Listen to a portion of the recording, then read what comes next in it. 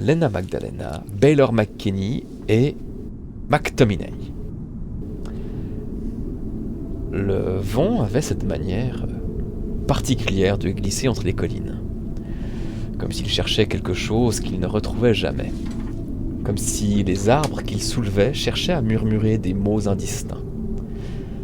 Dans les Highlands, dans cette année 1920, il n'était pas rare qu'un voyageur ait l'impression d'être observé, non pas par quelqu'un, mais par le paysage lui-même.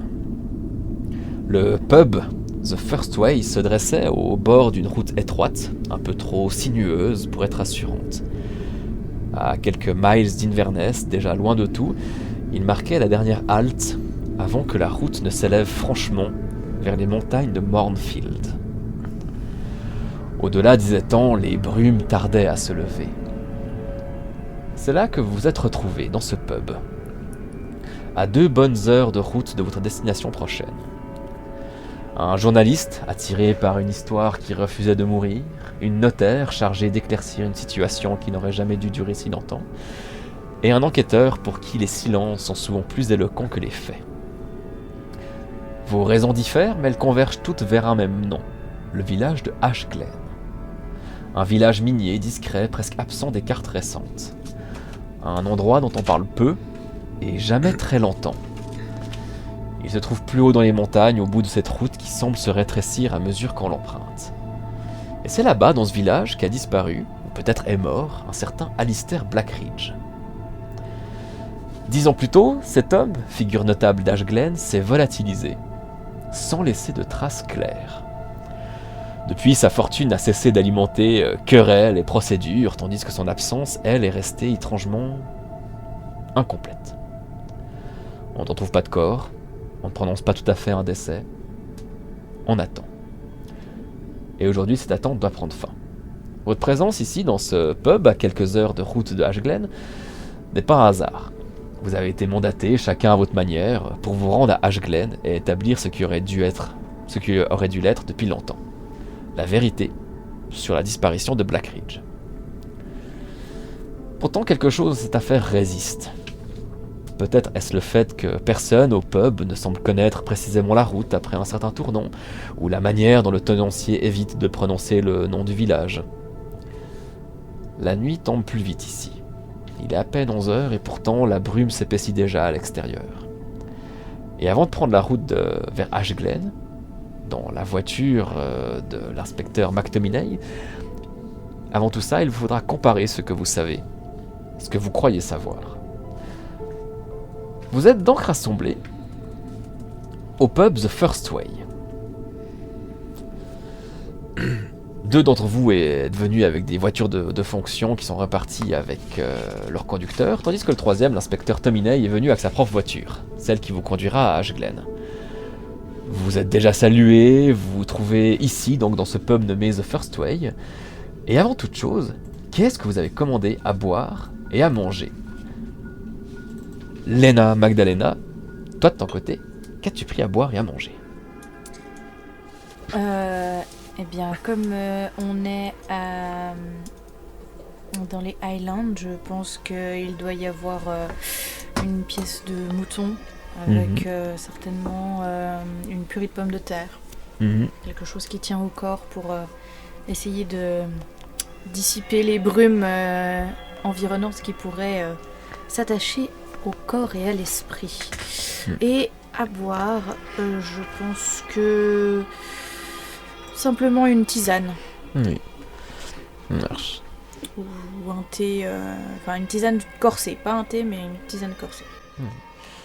Toi de ton côté, McKinney, qu'est-ce que t'as pris à boire et à manger ? Ou un des deux.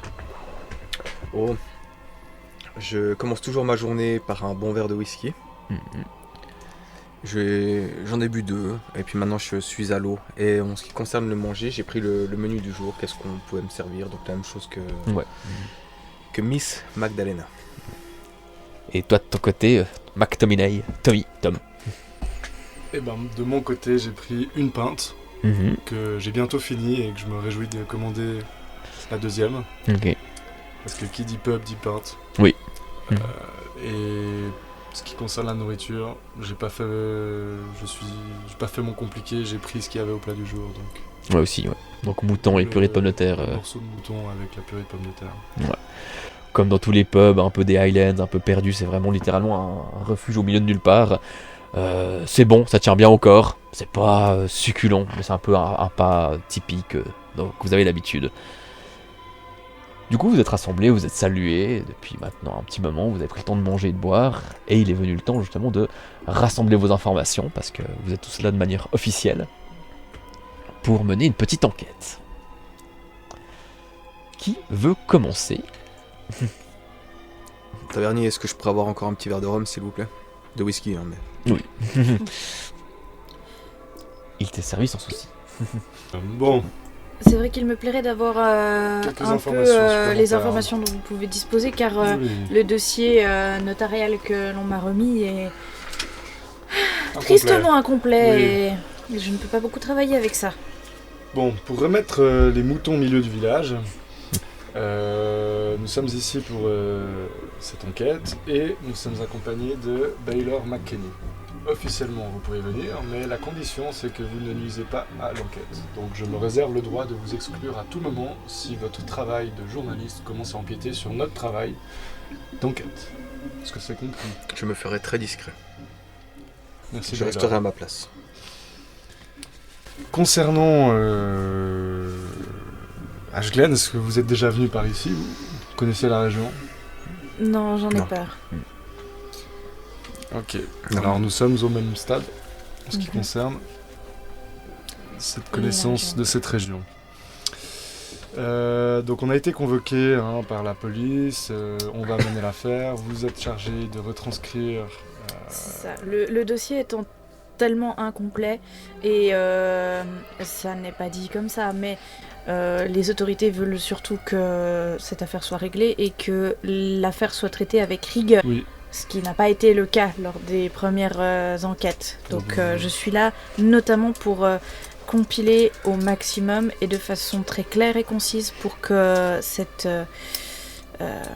ce manquement passé ne se reproduise pas et que ce soit vraiment... Oui, et qu'on garde une trace, que tout soit documenté et que même si nous n'arrivons pas à trouver le mystère, qu'on puisse le mettre sur papier, quoi. Il faut qu'il y ait une décision, et cela implique l'héritage si ce monsieur Blackridge est décrété mort ou disparu.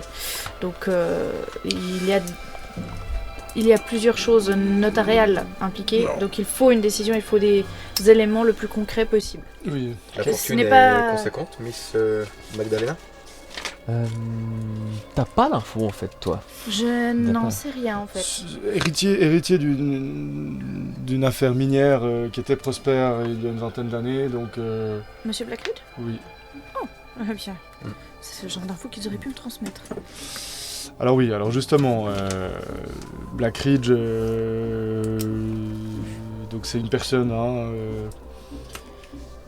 qui a disparu et que nous sommes à la recherche, mais en fait, déjà, qu'est-ce que vous connaissez ? Enfin, voilà, donc vous ne saviez pas que c'était le propriétaire d'une affaire minière. Est-ce que vous êtes au courant du grave incident qu'il y a eu au large des côtes de Nairn en 1910 ? Pas du tout. J'en ai entendu parler. Oui. Rappelez-moi les faits, s'il vous plaît.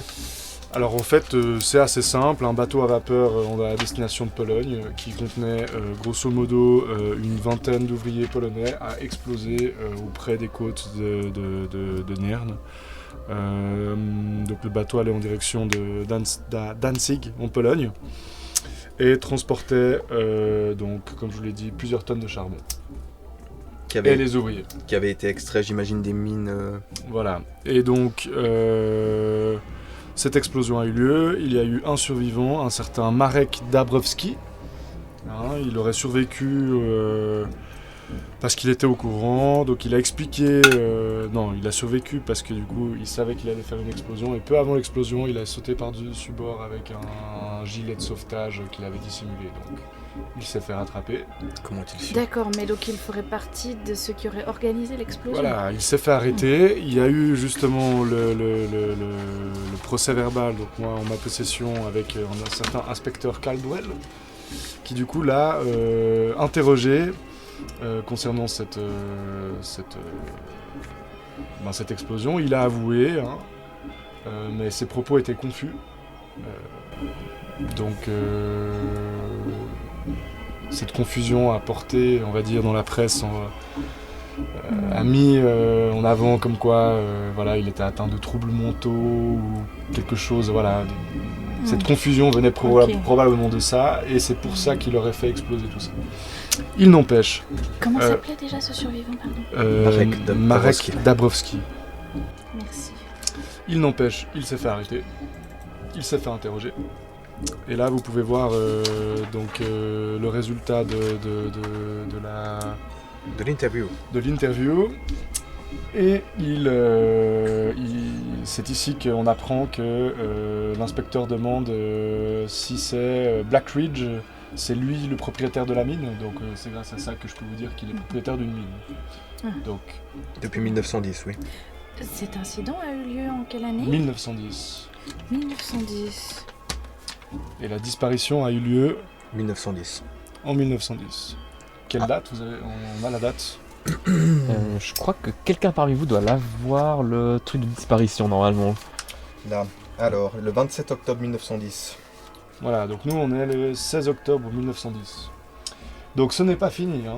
Donc il y a l'explosion, le suspect est arrêté, il avoue à moitié. Vous pourriez lire après l'interview, le procès verbal, pardon. Les propos sont très confus. Il parle que l'explosion devait avoir lieu le 13 octobre 1910, donc le jour de l'explosion, et que c'est très important et que c'est une clé. Il prononce cette phrase 4 ou 5 fois de suite. C'est une clé. Mr. Blackridge était à bord de ce bateau, inspecteur ? Non, il n'y avait que les Polonais qui rentraient justement chez eux avec du charbon.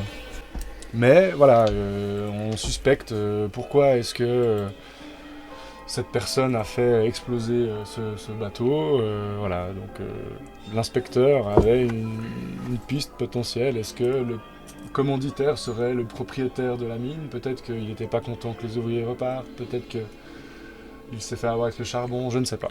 Quelles sont les causes qu'il reparte ? C'était des vacances ? C'était prévu ? C'était le retour au pays après plus d'une décennie passée à travailler. La mine. Voilà. Mais c'est pas tout. Cette interview a lieu et il décède subitement quelques jours plus tard. Il est retrouvé mort dans sa cellule le lendemain. Non, pas le lendemain, Un suicide ? 2 jours plus tard, 3 jours plus tard, il semblerait que... On parle de suicide, il est retrouvé sans vie, donc c'est les gardiens qui ont été alertés en fait par le silence. Mais, donc il n'y a aucune trace, mais il y a des symboles écrits avec le sang du défunt sur le mur. Pardon ? Des symboles, oui. Des symboles, une sorte d'étoile avec 5 ou 6 branches. Pour prouver son état de folie. Et ce qui a conforté la presse, en tout cas, dans le fait que cette personne qui a fait cette explosion était atteinte de démence ou de troubles mentaux, au point de faire une explosion, d'avoir des propos incohérents, comme on peut le voir ici, mais la presse n'avait pas accès à ça, et de mettre fin à ses jours avec ses propos sataniques. Voilà. Bon. C'est les informations que j'ai en ma possession. Ce que je vous propose, c'est de regarder le procès verbal. Donc évidemment que tout ça, avant ces informations sont accessibles, mais elles restent confidentielles, elles doivent être validées par maître Lena avant qu'elle sorte dans la... On est d'accord avec cette procédure ? Oui, tout à fait, ça me semble très réglementaire.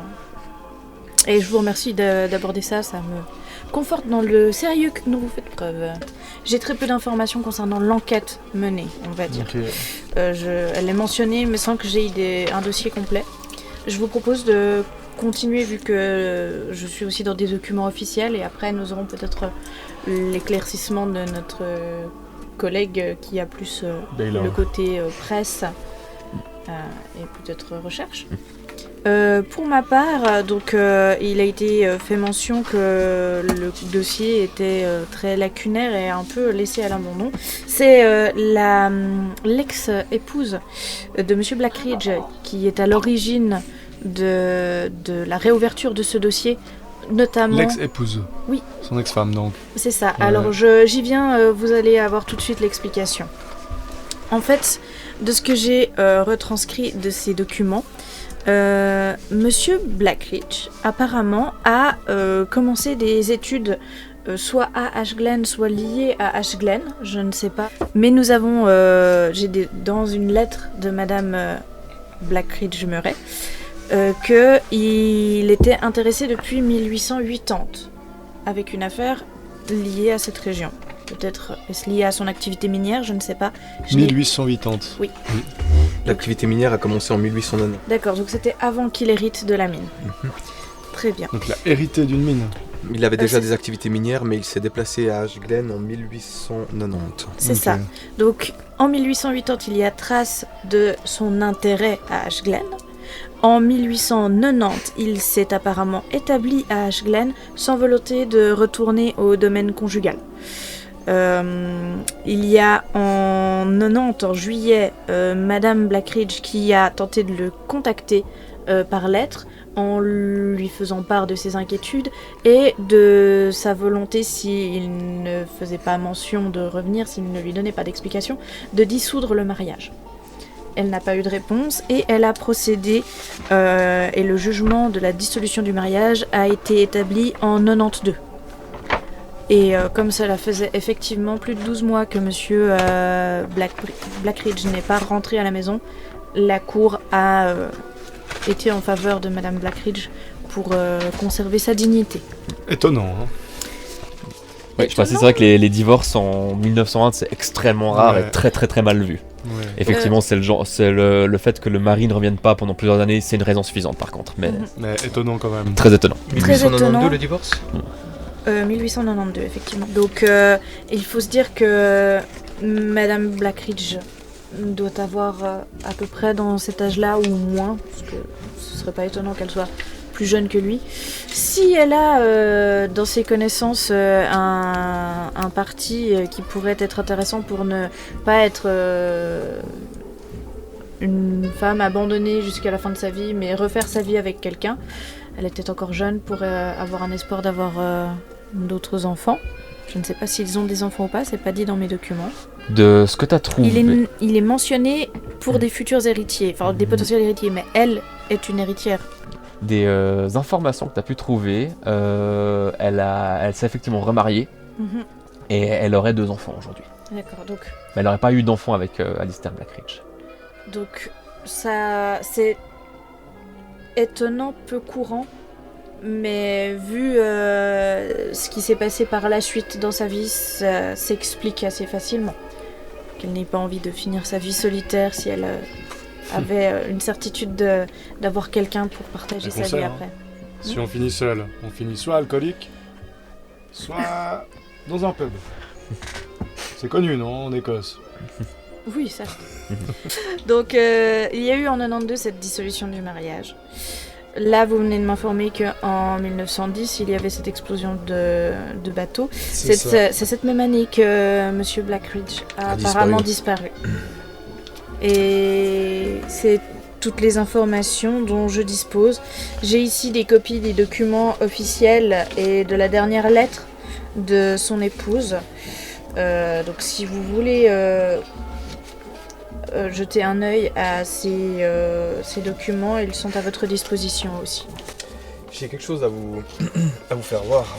Parce que avec ces histoires que vous avez relatées, inspecteur, et vous, Miss Magdalena, j'ai l'impression que... Maître Magdalena, je pense que vous pouvez... Oh. Baylor. J'ai l'impression que notre cher ami dont nous suivons la piste a sombré gentiment dans la folie. Ce cher monsieur Blackridge a écrit à notre journal en 1906, soit 4 ans avant sa supposée disparition, mort des À affaires l'attention sensibles. de la rédaction de Nairn Chronicle, je vous écris depuis le modeste village d'Aishglin, niché sous la sombre masse de Mornfield et bordant les bois de Dunlit, où j'ai eu le privilège d'observer ce que je ne puis que qualifier de merveille naturelle, encore inconnue de tout lexique et, je le crains, du reste du monde. La faune y est d'une étrangeté ravissante, des lapins difformes, certes, mais d'une vitalité singulière, des corbeaux à deux têtes dont les cris semblent se répondre à eux-mêmes, et des pies dont le plumage, je vous l'assure, évoque une multitude d'yeux attentifs. J'ai eu la bonne fortune de capturer l'image de l'un de ces lapins par procédé photographique. Les autres créatures, hélas, trop vives ou trop fuyantes, n'existent encore que sous forme d'esquisses que j'ai moi-même tracées avec le plus grand soin. Jamais je n'ai contemplé de pareille abondance de vie, si étrange soit-elle. Ashglen est un lieu d'une richesse insoupçonnée et je brûle de désir de voir cette découverte reconnue et étudiée comme elle le mérite. Je demeure dans une exaltation que vous comprendrez sans doute. Votre dévoué serviteur, Alistair Blackridge. Effectivement, il y a de quoi s'inquiéter. Je finirai juste, inspecteur, avec ce courrier qui a été édité auprès de notre journal en 1870. Soit bien avant toute cette histoire sordide. Mais regardez. La découverte d'un squelette très étrange dans la forêt de Dunlis.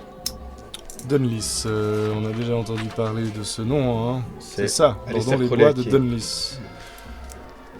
Bon, alors nous avons une personne qui découvre des choses extraordinaires et qui disparaît.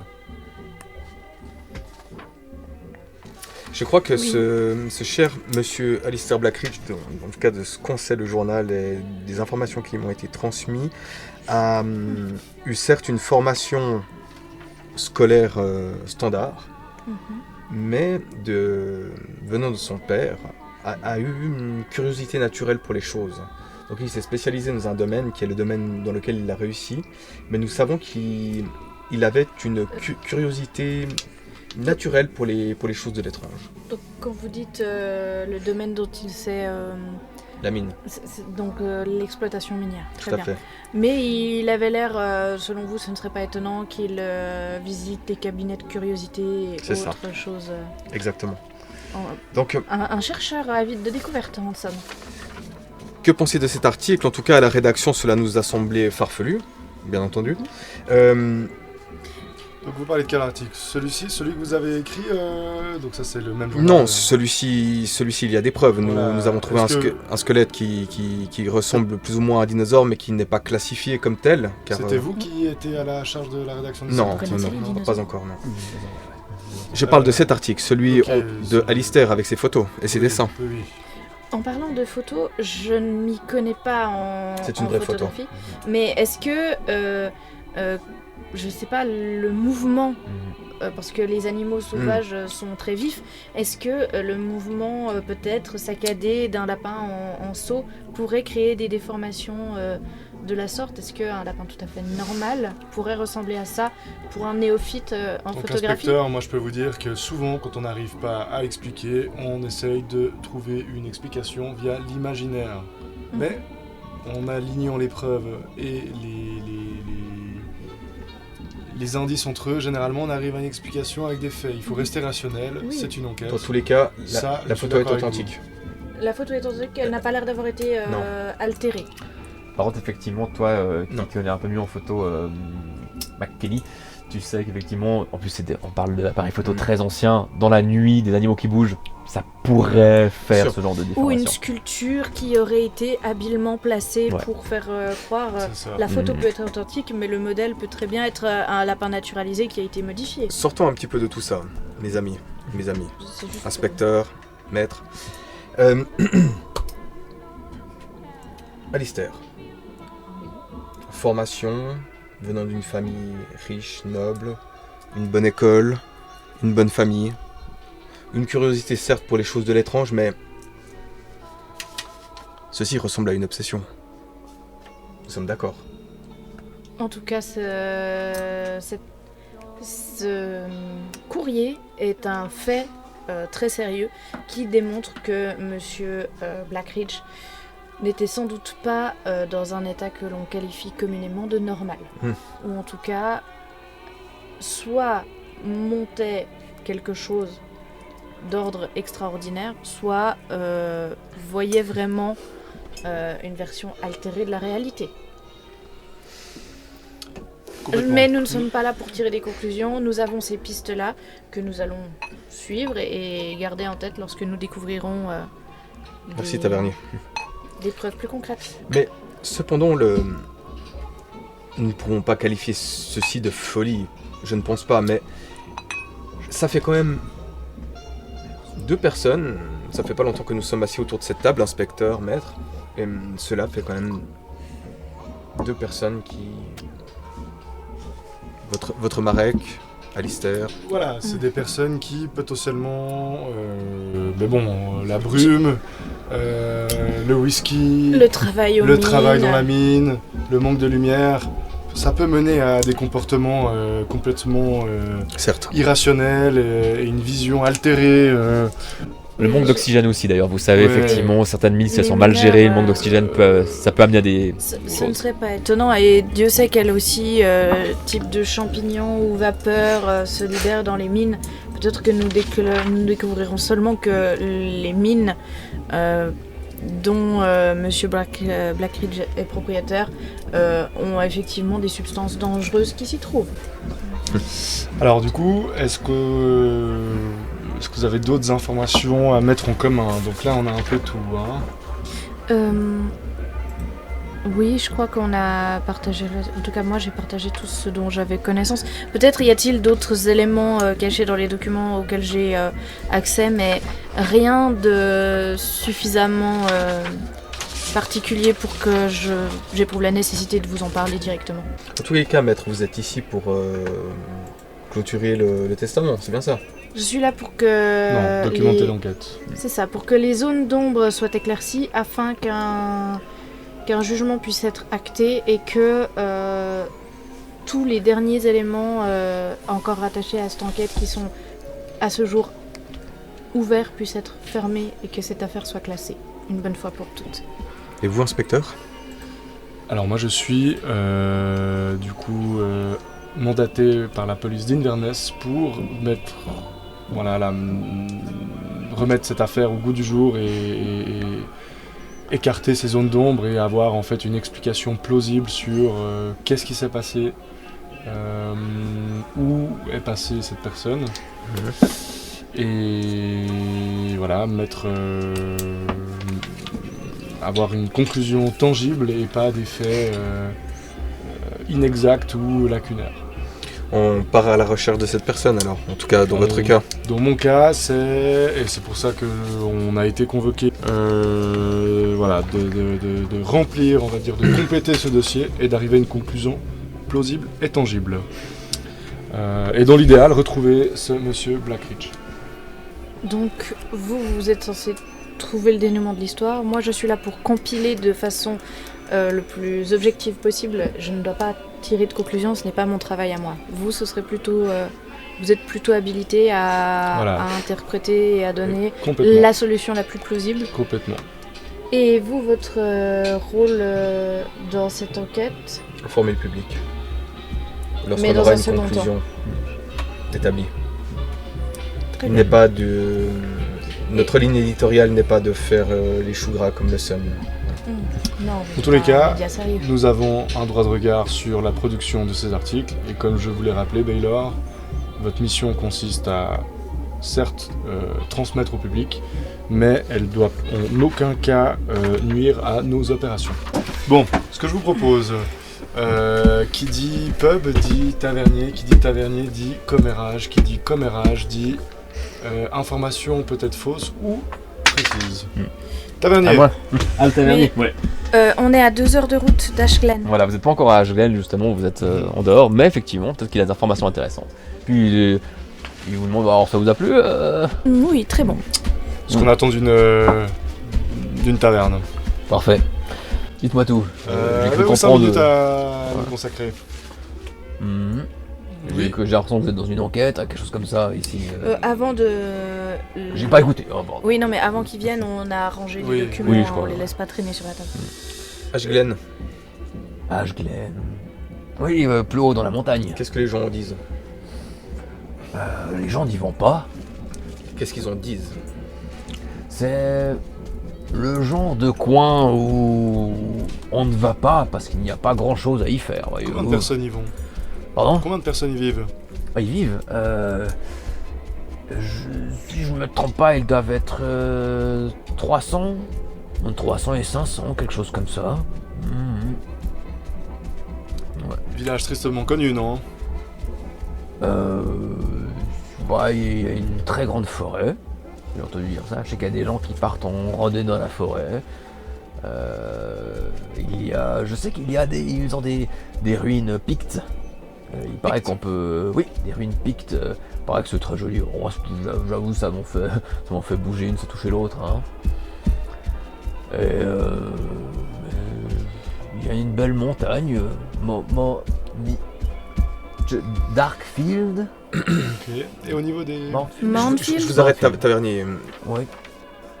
Qu'est-ce que les gens en disent? Je ne veux pas savoir la géographie du lieu, je veux savoir ce que les gens en disent. C'est ça qui m'intéresse. Laissez-moi faire un test de chance. Il a dit le nombre d'habitants à peu près? 300. Entre 300 et 500, ouais. Les gens ne s'y intéressent pas vraiment. Il y a eu une histoire, je sais qu'à une époque, il y a une petite quinzaine d'années, il y avait une mine là-haut, il y avait un peu plus de mouvement à ce moment-là.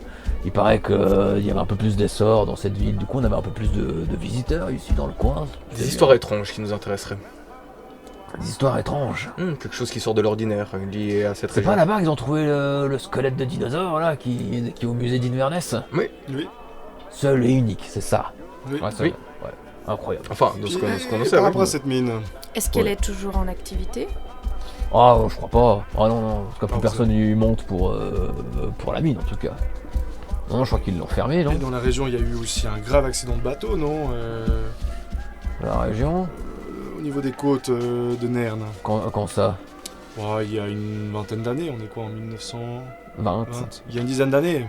Vous savez, l'explosion du bateau à vapeur Ah oui, avec les Polonais. Alors, Polonais, ça j'en sais rien, mais oui, il y a un bateau qui a explosé au port, c'est ça, ouais. Ça fera toujours ça de moi, de Bosch. C'est les Polonais, hein. Bosch, polonais. Je suis bien d'accord avec lui. J'ai combattu les deux, vous savez. Ah, vous avez fait la guerre, la grande guerre? Ouais, vous aussi? Non, j'étais terré ici. Vous avez bien de la chance. Dites-moi un peu plus de ces mines. Est-ce que des gens ont fait référence et... Bah, c'était connu qu'il y avait une mine de... C'était quoi, de charbon, c'est ça, une mine de charbon? Comme je vous dis, à l'époque, on en parlait un peu plus. Ici, ça faisait un peu d'effervescence dans le coin. C'était un monsieur qui avait ouvert ça, qui venait de la ville, quoi. Édimbourg. D'Édimbourg, c'est possible, oui. Edinburgh, comme dit par ici, mais ouais. Edinburgh. Un monsieur... Blackridge. Blackridge, monsieur Blackridge. Asseyez-nous avec nous là, 5 minutes. Oh, et bah, puis là, écoute, je sors je mon m'en badge. sers, hein. Voilà, je sors mon badge. Il est long. Je sors le badge de police. Je dis, dites-moi plus sur Monsieur Blackridge. Vous menez une enquête? C'est bien ce que j'avais cru comprendre. Oui, c'est retenu. Là, j'essaie d'être intimidant. Ok, bah écoute, fais-moi un test. T'as intimidation, c'est ça? Ouais. Vas-y, tu dois faire quand? C'est quoi ton pourcentage le plus haut? C'est 75. Vas-y, 21. 21. Effectivement, t'as fait un truc d'une certaine manière, c'est un mouvement, et tout de suite ça l'a un peu aplati. Ok, un truc officiel, tu vois tout de suite. Monsieur Blackridge, que j'en sais. Attendez, faut que. Ça date d'il y a 10 ans vos histoires là aussi. Vous êtes marrant, j'en vois passer du monde ici. Et personne ne monte à Ashglen, je peux vous dire. C'est pas ça que je voulais poser, qu'on vous a posé comme question. Monsieur. Oui, pardon. Oui, vraiment, il est tout penaud tout d'un coup. Par rapport à Alistair Blackridge, vous dites. Oui, il a ouvert la mine, il venait de la grande ville. Il a disparu, c'est ça l'histoire, je crois. Il a disparu. Je crois que sa demeure est encore à Ashglen, qu'elle est laissée au bon soin de... Il doit y avoir une personne qui gère la maison. Est-ce que vous avez l'adresse? Oui, enfin l'adresse non, mais je pense que ça n'a pas de compliqué à trouver, j'imagine sur place, c'est un petit Il y a village. encore une personne qui s'occupe de cette maison, vous dites? Oui, je crois qu'il la gère, j'avais entendu ça, quelqu'un qui redescendait de Ashglen et qui a dit, qui a parlé de cette histoire une fois, je crois il y a 5-6 ans en arrière, et qui a dit que la maison de Monsieur Blackridge était encore tout à fait propre, tout à fait comme à l'époque, quoi. Mais que c'est justement, il y avait une femme de ménage, en fait je crois que Monsieur Blackridge lui avait laissé de l'argent en fait pour qu'elle gère la maison, qu'elle s'occupe des plantes, et voilà. Que la maison soit pas laissée à l'abandon, quoi, qu'il n'y ait pas de cambrioleurs. Voilà. Je crois qu'il y avait de ça, ouais. Pas d'autres informations Sur Monsieur Alistair Blackridge. sur la mine, Sur sur, la- les miniers qui venaient de se plaindre dans votre pub, Ah, les sur, miniers, je les ai jamais vus. Les des miniers, choses extraordinaires qui se sont passées, rien du tout. Une fois, il y a un petit couple qui allait visiter, enfin qui allait faire une petite randonnée dans la forêt là, pour aller voir justement des ruines pictes. De Nice. Oui, dans Dunby, exactement. C'est aux abords de Ashglen. Santé à vous. Ils m'ont dit. Alors, Allez-y, parlez franchement. ils m'ont dit, ils auraient croisé un sanglier à 6 pattes. Alors moi forcément j'aurais dit qu'ils avaient... Ouais, je pensais déjà qu'ils avaient bu trop de whisky. Et ils m'ont aussi dit qu'ils ont croisé un ours. Est-ce que vous avez déjà vu un ours en Écosse dans les Highlands? Non, je peux vous dire non. Ça n'existe pas. Comment s'appelait ce monsieur, vous ne vous rappelez pas? C'était un petit couple... Non, c'était il y a beaucoup trop longtemps. C'était il y a Ils habitent 6 ici ans. Non. Attendez. Vous avez dit que L'année, c'était il y a plus ou moins. 6 ans à peu près? Ouais, c'était... Oui, il y a 6 ans. On devait être en 1914, 1915, quelque chose comme ça. Au début de la guerre? Avant la guerre? C'était... Ou après la guerre? Ah, juste avant la guerre. Oui. Ils étaient en voyage de noces, je crois. Un couple écossais? Oui, il me semble qu'il devait... Est-ce qu'il venait d'Inverness ou d'Édimbourg? Je saurais plus vous dire. Malheureusement. Ouais. J'ai aucune idée, j'ai pas de nom, rien. Ils sont restés ici au refuge, à The First Way. Vous avez d'autres questions au maître? Je ne crois pas. Est-ce que vous connaissez des choses qu'il y aurait à savoir? Est-ce que nous pourrions nous loger une fois à Ashglen? Ça, c'est l'information que je vous ai pas donnée. Il est prévu effectivement que vous ayez un domicile qui vous est attribué. Okay, Qui n'est pas à la maison de... Ashglen. Ashglen, ouais. Qui n'est pas à la maison de Baylor. Blackridge. Vous avez récolté les informations que vous voulez? Oh, et est-ce que vous avez entendu parler de Madame Blackridge, qui aurait essayé de joindre son mari ou qui serait peut-être venue à Ashglen? Il avait une madame? Il avait une madame. Donc, Vous avez jamais vu sa madame? Non. Bon. Maître. Du mystère, de nouveau des choses anormales, mais une maison encore en activité. Je crois que la piste est toute tracée, non? Suite à ce petit entretien, au cours duquel la notaire Lena Magdalena, le journaliste Baylor McKinney et l'inspecteur McTominay ont pu rassembler leurs informations, tous les trois prennent ainsi la voiture et partent en direction de Ashglen. Même si quelques tensions semblent commencer à naître entre l'inspecteur McTominay et le journaliste McKinney. Ainsi, ils prennent la voiture et prennent la route en direction des montagnes de Mornfield. Est-ce que vous faites quelque chose de particulier? La route secoue beaucoup. J'écris. Oui. Je commence à mettre des théories. Oui. Pas de ton côté, Léna. je savoure la musique. Si j'avais encore des notes à mettre un peu au propre, etc., j'essaye, mais comme ça se coupe beaucoup, je vais vite arrêter.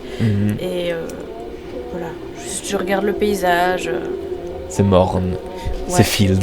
Mais du coup, j'essaye de voir aussi si je vois des créatures, voilà, parce que je suis quand même intriguée si je vois de la faune ou des mouvements de faune, je vais être attentive un peu à ça. Ouais. Bah, vous pouvez me faire tout le monde sauf la personne qui conduit parce qu'elle est occupée à conduire, un petit test d'orientation, on va dire. Non, plutôt survie, ce sera... Ouais. C'est sûr, pas orientation?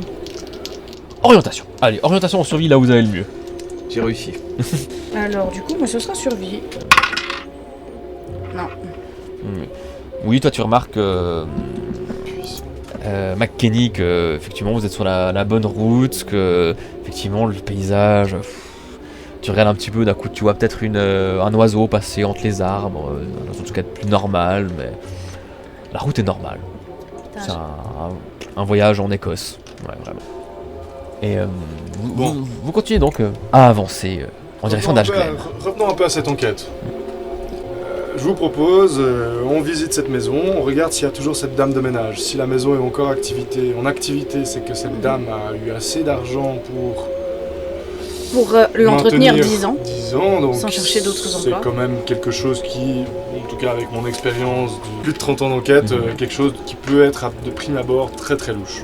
C'est une sacrée somme, dirons-nous. Oui, 10 ans Voilà, pour maintenir une maison. On ne parle pas juste de quelques centaines de pounds. Qui dit maison dit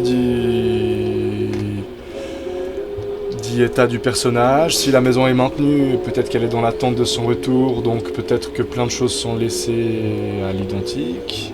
Ce serait intéressant d'avoir les ordres qu'elle a reçus. Voilà. Mais qui dit aussi potentiel suspect. Une personne peut vivre dans une maison pendant 10 ans en attendant soi-disant son maître, mais en l'ayant peut-être tué. Cela peut être une première indication, non ? Je vois pas bien l'intérêt de vivre tout seul dans une maison, mais ça peut être une possibilité, effectivement. Financier, pécuniaire, une femme de ménage qui se retrouve tout d'un coup propriétaire. Je ne sais pas si elle voulait, si elle a reçu cet argent ou qu'il y avait cet argent et qu'elle pouvait partir avec. C'est plus étrange qu'elle reste pendant 10 ans alors qu'elle n'a plus d'employeur, plutôt qu'elle parte simplement avec le magot. Quelqu'un qui part, c'est quelqu'un de suspect. Quelqu'un qui reste, c'est peut-être... Oui, mais quelqu'un qui part au bout de 3 ans, ce n'est pas suspect. Quelqu'un qui reste au bout de 10, ça l'est plus, à mon sens. Voilà. Mais voilà, ce serait intéressant de l'interroger. Allons voir cette maison. Et est-ce que vous avez d'autres suggestions ? Peut-être la mine ? Peut-être pas tant qu'il fait ce temps-là, parce que à part s'embourber, j'aimerais bien poser des questions à d'autres gens du village. Hein.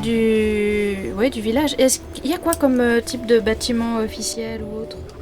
De ce que vous savez, il y a forcément une mairie, il y a un pub, il y a une église. De ce que vous avez compris, en fait c'est toi, Léna, qui avait eu cette information.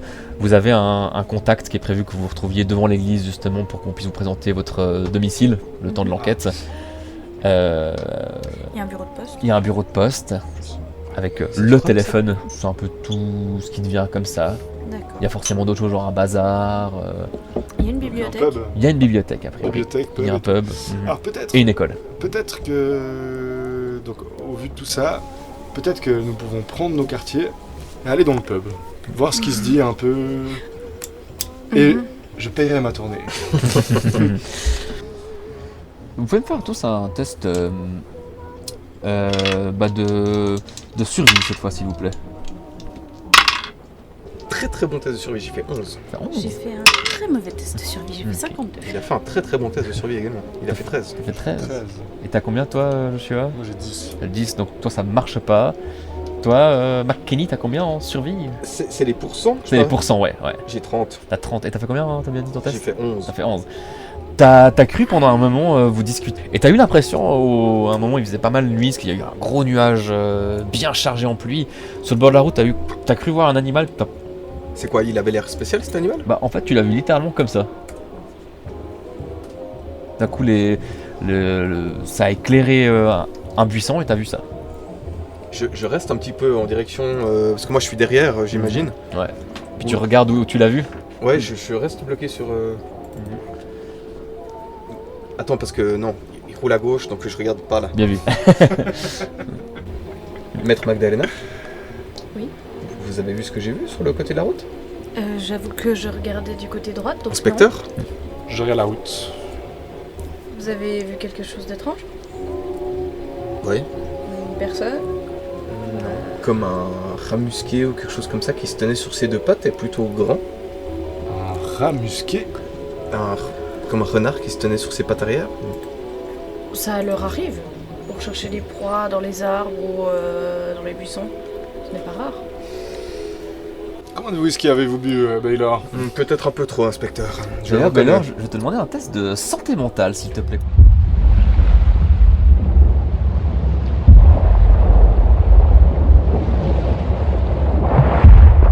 J'essaie de rationaliser un peu, puis je me dis bon. Ouais, bah, t'as sûrement mal vu, un buisson. Toutes ces histoires d'animaux un peu fantastiques, mon surnom et un petit peu de whisky, inspecteur, je le reconnais. Un petit peu trop depuis la guerre. Parlez-nous de votre expérience. Vous êtes allé où ? Nous étions postés en France. En France? Oui. Vous avez fait la fameuse bataille de Verdun?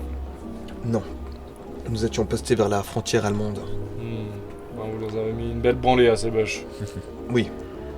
Mais j'ai perdu beaucoup de camarades et j'y ai laissé une partie de moi-même aussi également. Et vous remarquez également qu'il est blessé au niveau de ton œil droite et il se déplace avec une canne. J'imagine que votre canne et votre œil sont les résultats de votre engagement.